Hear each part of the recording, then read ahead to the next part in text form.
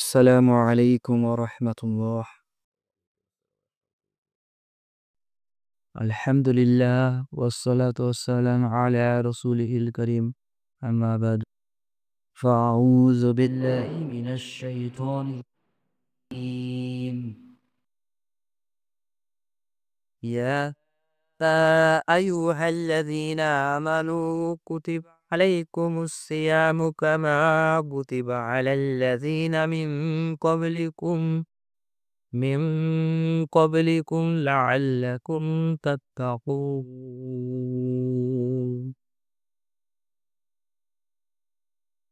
আলহামদুলিল্লাহ, সকল প্রশংসা একমাত্র আল্লাহ তাআলার জন্য, যিনি আসমান ও জমিনের স্রষ্টা, যিনি মানুষের স্রষ্টা, যিনি সময়কে সৃষ্টি করেছেন, দিন মাস সপ্তাহে বিভক্ত করেছেন। সেই সত্তার প্রশংসা। সালাত ও সালাম বর্ষিত হোক হযরত মুহাম্মদ সাল্লাল্লাহু আলাইহি ওয়াসাল্লামের উপর। আজকে আমাদের দার্সের বিষয় হচ্ছে সূরা বাকারার ১৮৩ নম্বর আয়াত, যেখানে আল্লাহ তাআলা মুমিনদের জন্য রোজা ফরজ হওয়ার বিধান নাজিল করতেছেন। আমরা আয়াতটি তেলাওয়াত করেছি। আয়াতটি সরল অনুবাদে দেখব আল্লাহ তাআলা আমাদের জন্য এই মহিমান্বিত কিতাবে কি বলেছেন। আল্লাহ তাআলা বলেন, ইয়া আইয়ুহাল্লাযীনা আমানু, হে মুমিনগণ, কুতিবা আলাইকুমুস সিয়ামু, তোমাদের উপর সিয়াম ফরজ করা হয়েছে, কামা কুতিবা আলাল্লাযীনা মিন ক্বাবলিকুম, যেভাবে ফরজ করা হয়েছিল তোমাদের পূর্ববর্তীদের ওপর, লাআল্লাকুম তাত্তাকুন, যাতে তোমরা তাকওয়া অবলম্বন করতে পারো। সুবহানাল্লাহ, মহান আল্লাহ এই আয়াতটা নাজিলের মাধ্যমে হযরত মুহাম্মদ সাল্লাল্লাহু আলাইহি সাল্লাম সহ সকল উম্মতকে নির্দেশ দিচ্ছেন যে তোমরা তোমাদের ওপর রোজা সিয়ামকে ফরজ করা হলো। আমরা জানি যে ইসলামের যে ৫টি মূল ভিত্তি আছে, সিয়াম হলো তার অন্যতম, রোজা হলো তার অন্যতম। আল্লাহ তাআলা এটা জানিয়ে দিচ্ছেন যে রোজা শুধু তোমাদের ওপরে ফরজ করা হলো না, পূর্ববর্তী উম্মতদের ওপরেও ফরজ করা হয়েছিল। পূর্ববর্তী উম্মত বলতে এখানে আহলে কিতাব, তাফসীরের মধ্যে আসছে আহলে কিতাবদের ওপরেও ফরজ ছিল। তো আল্লাহ তাআলা আমাদের উপর দয়া করে যে সকল বিধান দেন, আমরা যদি সেগুলোকে উৎসাহ চিত্তে পালন করি ইনশাআল্লাহ, এর বদলা আল্লাহ তাআলা আমাদের অবশ্যই দিবেন। তো এই আয়াত থেকে আমরা একটা জিনিস বুঝতে পারি, হযরত মুহাম্মদ সাল্লাল্লাহু আলাইহি ওয়াসাল্লাম যখন মক্কা থেকে মদিনায় হিজরত করেন, সে সময় তিনি আশুরার সিয়াম পালন করতেন এবং এই আয়াতটা নাজিল হওয়ার আগ পর্যন্ত মাসে ৩ দিন রোজা পালন করতেন। এবং এই আয়াতটা যখন নাজিল হলো, তারপর থেকে রমজান মাসের পুরো মাস রোজাটা ফরজ হলো। হুম? এবং আমরা রাসূলুল্লাহ সাল্লাল্লাহু আলাইহি সাল্লামের জীবনী থেকে জানি যে রোজার পরিবর্তনটা ৩টি সময়ে ৩ রকমে আসছে আরকি। যেমনটা আমরা জানি যে সালাতের ব্যাপারেও পরিবর্তনটা ৩টি সময় আসছে। অর্থাৎ এর ইতিহাসটা হচ্ছে এরকম।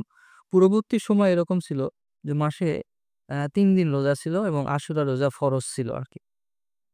যখন আল্লাহ তাআলা সূরা বাকারার ১৮৩ নম্বর আয়াত নাজিল করলেন, তখন সেটা রহিত হলো এবং এটা আশুরার রোজাটাকে ইচ্ছাধীন করা হলো। যে চাইলো সে করলো এবং ফজিলতও বর্ণনা করা হলো। যে চায় সে করে, যে চায় না সে করে না। আর রমজান মাসের রোজাটাকে আল্লাহ তাআলা ফরজ করলেন। এর পূর্বে মাসে ৩ দিন রোজা ছিল। হ্যাঁ? যেটা আমরা হচ্ছে যে এখন রাসূলুল্লাহ সাল্লাল্লাহু আলাইহি ওয়াসাল্লামের সুন্নাহ মোতাবেক সোমবার, বৃহস্পতিবার এবং আয়ামে বীজ রোজা ১৩, ১৪, ১৫ প্রতি মাসে ১৩, ১৪, ১৫ তারিখে রোজা রাখি যেটা।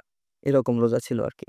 তো যখনই আল্লাহ তাআলা এই আয়াতটা নাজিল করলেন, এরপর থেকে আল্লাহ তাআলা রমজান মাসের রোজাকে ফরজ করলেন আমাদের জন্য। এরপরে যখন এই রমজানের রোজা ফরজ হলো, সিয়াম ফরজ হলো, এরপরে ১ম দিকে বিধান ছিল এরকম, যে চাইবে সে রোজা পালন করবে। আর যে রোজা পালন করতে চাইবে না, সে হচ্ছে যে এর বদলা মিসকিনকে খাওয়িয়ে দিবে বা এর হচ্ছে যে বদলা দিয়ে দিবে আরকি। এরকমটা ছিল প্রাথমিক যুগে। হ্যাঁ? পরবর্তীতে এরপরে আরো কিছু আয়াত নাজিল হলে আল্লাহ তাআলা এই আয়াতটাও এটাও রহিত করে দেন। এর পরবর্তীতে হয় যে মুকিম অবস্থায় থাকবে, সাবালেগ সুস্থ অবস্থায় থাকবে, তার জন্য কি করা হয়? সুবহে সাদিক থেকে নিয়ে সূর্যাস্ত পর্যন্ত পানাহার এবং সকল প্রকার অশ্লীলতা সহবাস, স্ত্রী সহবাস থেকে দূরে থেকে আল্লাহ তাআলার ভয়ে পানাহার থেকে বিরত থাকা, এটা হচ্ছে যে সিয়াম। এটা পরবর্তীতে নাজিল হয় আর কি, এটা পরবর্তীতে বিধান আসে। তো আমরা দেখি যে পূর্বে এরকম ছিল যে এটা হলো দুইটা পরিবর্তন। প্রথম পরিবর্তনটা হলো মাসে 3 দিন আশুরা রোজা, সেটা পরিবর্তন হয় 1 মাস রোজা হলো, রমজান মাসে সিয়াম হলো। এরপরে হচ্ছে যে শুরুর দিকে এরকমটা ছিল, যে চাইবে রোজা রাখবে, যে চাইবে এর বদলা দিবে। হ্যাঁ, এটাও রহিত হলো। এরপরে আর একটা পরিবর্তন আসছে, সেটা হলো যে হজরত মুহাম্মদ সাল্লাল্লাহু আলাইহি সাল্লামের কিছু সাহাবী ছিলেন। শুরুতে এরকম নিয়ম ছিল যে যখন কেউ রাত্রে, রমজান মাসের রাত্রে ঘুমিয়ে যাবে, তার আগে সে স্ত্রীর সহবাস এবং পানাহার, খাদ্য গ্রহণ এগুলো করতে পারবে। কিন্তু ঘুমিয়ে যাওয়ার পরে আর এগুলা নিষিদ্ধ ছিল। তো পরবর্তীতে যখন আল্লাহ তাআলা বিধান দেন, একবার এরকম ঘটনা আছে যে এক সাহাবী, এক আনসারী সাহাবী সারাদিন অনেক ক্লান্ত ছিলেন, যার কারণে তিনি হচ্ছে যে এশার সালাত আদায় করার পরে ঘুমিয়ে পড়েন। হ্যাঁ? এবং পরের দিনে তার অবস্থা কাইল হয়ে যায়। পরে রাসূলুল্লাহ সাল্লাল্লাহু আলাইহি সাল্লাম জিজ্ঞেস করলে তিনি বলেন যে, ইয়া রাসূলুল্লাহ, আমি এরকম ঘটনার সম্মুখীন হয়েছিলাম। এরপরে একবার ওমর রাদিয়াল্লাহু তাআলা আনহু, তিনি আ ঘুমিয়ে পড়েছিলেন এবং ঘুম থেকে উঠে তিনি হচ্ছে ভুলবশত স্ত্রী সহবাস করে ফেলেন এবং রাসূলুল্লাহ সাল্লাল্লাহু আলাইহি সাল্লামের কাছে এসে তার এই ভুলটাকে তিনি স্বীকার করেন। পরবর্তীতে আল্লাহ তাআলা সূরা বাকারার ১৮৭ পর্যন্ত আয়াত নাজিল করেন এবং হচ্ছে এটাও এই বিধানটাও দেওয়া হয় যে প্রত্যেক ব্যক্তি সুবহে সাদিক থেকে আ সূর্যাস্ত থেকে সুবহে সাদিক এই পর্যন্ত, অর্থাৎ মাগরিব থেকে আমরা রাতের অংশটুকুতে পানাহার এবং স্ত্রী সহবাস করতে পারবে। এবং পরবর্তীতে বিধান আসলো এটা যে শুরু থেকে সুবহে সাদিক থেকে সূর্যাস্ত পর্যন্ত এই সময়টুকুতে রোজার বিধানটা বলবৎ থাকবে। হ্যাঁ? অর্থাৎ সূর্যাস্তের পরে থেকে নিয়ে আবার সে শুভে সাদিক এই পর্যন্ত সে খাদ্য পানীয় গ্রহণ বা স্ত্রী সহবাস করতে পারবে। এতে কোনো বাধা হবে না ইনশাআল্লাহ। তো এটা আল্লাহ তাআলার পক্ষ থেকে আমাদের উপর একটা রহমত, যে আল্লাহ তাআলা কখনোই বান্দার সাধ্যের অতিরিক্ত কিচ্ছু দেন না। এবং আমরা জানি যে সিয়াম মানে হলো যে একটা সবরের জিনিস। নিজের নফসের বিরোধিতা করা, শয়তানের পথকে রোধ করার একটা জিনিস। কারণ আমরা জানি হাদিসে আসছে, আবু হুরায়রা রাদিয়াল্লাহু তাআলা আনহু থেকে বর্ণিত, রাসূলুল্লাহ সাল্লাল্লাহু আলাইহি ওয়াসাল্লাম বলেছেন, বনি আদমের প্রত্যেকটি ইবাদতই হলো তার নিজের জন্য। কিন্তু সিয়াম, রোজা হলো স্বতন্ত্র। আল্লাহ তাআলা বলতেছেন যে সিয়াম হলো আমার জন্য এবং আমি এর প্রতিদান দিব ইনশাআল্লাহ। অর্থাৎ রাসূলুল্লাহ সাল্লাল্লাহু আলাইহি সাল্লামের হাদিস থেকে আমরা জানি যে প্রত্যেকটা সৎকর্মের বদলা আল্লাহ তাআলা ১০ থেকে ৭০০ গুণ পর্যন্ত হয়ে থাকে। ১০ থেকে ৭০০ গুণ পর্যন্ত দেন। কিন্তু একমাত্র সিয়াম হলো এর ব্যতিক্রম। সিয়াম এমন একটা ইবাদত যা আল্লাহর জন্যই, এবং এর ফলশ্রুতিতে আল্লাহ বলেছে যে এর প্রতিদান আমি নিজে দেব। সুবহানাল্লাহ! সেই আল্লাহ, যিনি সমস্ত কিছুর মালিক, যিনি সমস্ত আসমান জমিনের মালিক, সকল রাজত্ব যার, সেই মালিক যখন আমাদেরকে বদলা দিবে, সেটা কতই না উত্তম হবে। সুবহানাল্লাহ! আমরা আল্লাহ তাআলা যেন আমাদের এই জিনিসটা উপলব্ধি করে সিয়ামের প্রকৃত মর্মটা উপলব্ধি করার তৌফিক দান করুক। এবং আমরা জানি যে সিয়ামের একটা শারীরিক উপকারিতার বিষয় আছে। আমরা জানি যখন প্রত্যেক মানুষ টানা ১ মাস এরকম সিয়াম পালন করতে থাকে, আমরা জানি যে এতে তাকওয়া যেমন বৃদ্ধি পায়, সেরকম শারীরিক যে উন্নতি, অর্থাৎ একটা নির্দিষ্ট সময় পর্যন্ত না খেয়ে থাকা, এরপরে আবার পানাহার করা, এটা কিন্তু শরীরের জন্য উপকার। অর্থাৎ আল্লাহ তাআলা আমাদের জন্য যে বিধান দিয়েছে, নিঃসন্দেহে এটা কল্যাণকর। আর সিয়ামের একটা স্বতন্ত্র দিক হচ্ছে এটা যে অন্যান্য ইবাদতের মধ্যে কিন্তু রিয়া চলে আসার সম্ভাবনা থাকে। যেমন আমি সালাত আদায় করি বা অন্যান্য বিষয়। অন্যান্য ইবাদতের ক্ষেত্রে নিজের নফসটা স্বাদ গ্রহণ করতে পারে। হ্যাঁ? এরকম অর্থাৎ রিয়া প্রদর্শিত হওয়া বা নফসের খায়েশিয়াত থাকা, এটা হওয়ার সম্ভাবনা থাকে। দান বলেন বা সালাত বলেন বা যাকাত বলেন, এসবের ক্ষেত্রে। কিন্তু একমাত্র ব্যতিক্রম হলো সিয়াম, যেখানে নফসের স্বাদ গ্রহণ করার কিচ্ছু থাকে না। কারণ প্রত্যেকটা মানুষের উপর এটা নিষিদ্ধ থাকে। সে পানাহার করা, স্ত্রী সহবাস থেকে দূরে থাকা। অর্থাৎ এই খায়েশিয়াতগুলো, এই জিনিসগুলো যেহেতু আল্লাহ তাআলাই আমাদের অন্তরের মধ্যে দিয়েছেন, এবং আল্লাহ তাআলা চান কোন ব্যক্তি একমাত্র আমার জন্যই এখান থেকে দূরে থাকতেছে। আর একমাত্র সিয়ামের মাধ্যমে সেটা সুন্দরভাবে তুলে ধরার সুযোগ হয়। তো একটা মানুষ যদি সিয়াম রাখে আর সে যদি এটা প্রকাশ না করে, কিন্তু অন্য মানুষের জানার কোনো সুযোগ নাই যে সে রোজা আছে। অর্থাৎ এই জিনিসটা এমন যে এখানে নফসকে সাথ দেওয়ার মতো কোনো কিছুই নাই। যার কারণে সিয়াম হচ্ছে এমন একটা ইবাদত যা একমাত্র আল্লাহর জন্যই হয়ে থাকে। তো এইজন্য কোনো ব্যক্তি যদি আল্লাহ তাআলার সন্তুষ্টির জন্য সিয়াম পালন করে, অবশ্যই আল্লাহ তাআলা এর বদলা দান করবে। এবং এমন বদলা যা তিনি উল্লেখ করেছেন এইভাবে যে প্রত্যেকটা নেক কাজের বদলা দেওয়া হয় ১০ থেকে ৭০০ গুণ। কিন্তু একমাত্র সিয়ামের বদলা দেওয়া হয় আমি নিজে দেব। সিয়ামের বদলা আমি নিজে দেব। অর্থাৎ আল্লাহ তাআলা যদি কাউকে বদলা দেন, সুবহানাল্লাহ, সেটা কতই না উত্তম।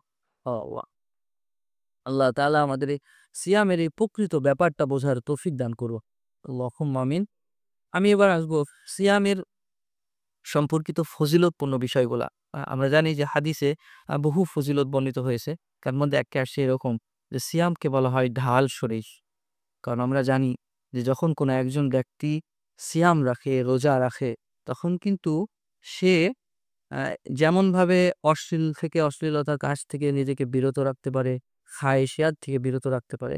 ইভেন হাদিসে আসছে কেউ যদি ওই রোজাদারের সাথে খারাপ ব্যবহার করতে চায়, সে যেন বলে যে আমি রোজাদার। হ্যাঁ? অর্থাৎ রোজাটা হচ্ছে এমন যা সমস্ত পাপ কাজের ঢাল স্বরূপ। সুবহানাল্লাহ।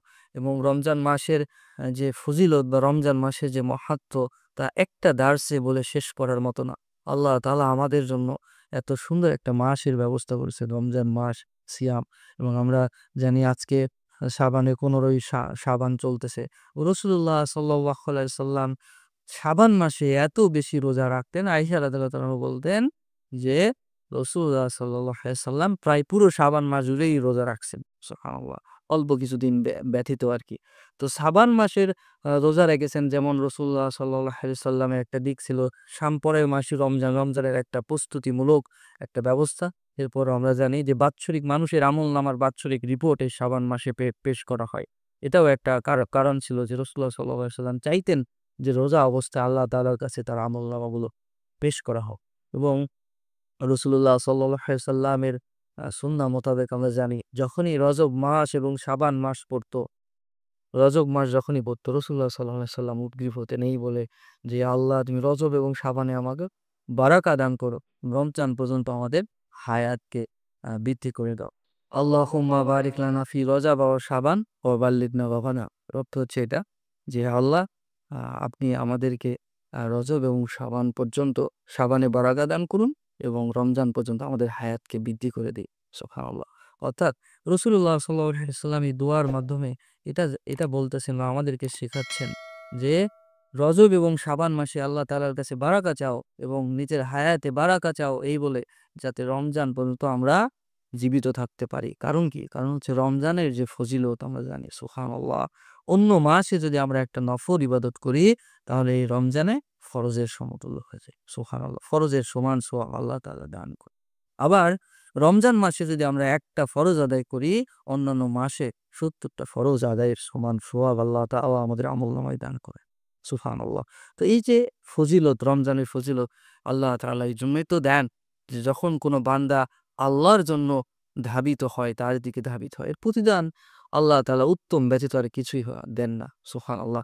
এবং আমরা জানি যে হাদিসে এসেছে যে সকল মানুষ রোজা থাকবে আল্লাহর জন্যই, আ তাদেরকে কিয়ামতের দিন রায়ান নামক দরজা থেকে আহ্বান করা হবে। অর্থাৎ যারা দানশীল তাদেরকে দানের দরজা থেকে ডাকা হবে। যারা সালাত আদায়কারী তাদেরকে সালাতের দরজা থেকে ডাকা হবে। হ্যাঁ? যারা যাকাত দানকারী তাদের যাকাতের দরজা থেকে ডাকা হবে। যে তোমরা এই দরজা দিয়ে প্রবেশ করো। আর যারা রোজাদার তাদেরকে রায়ান নামক দরজা দিয়ে আহ্বান করা হবে। তো এই কথা শুনে আবু বকর রাদিয়াল্লাহু আনহু জিজ্ঞেস করলেন, ইয়া রাসূলুল্লাহ, আমার পিতামাতা আপনার জন্য কুরবান হোক। হুম? যে এমন কোন ব্যক্তি কি আছে যাকে প্রত্যেক দরজা থেকে ডাকা হবে?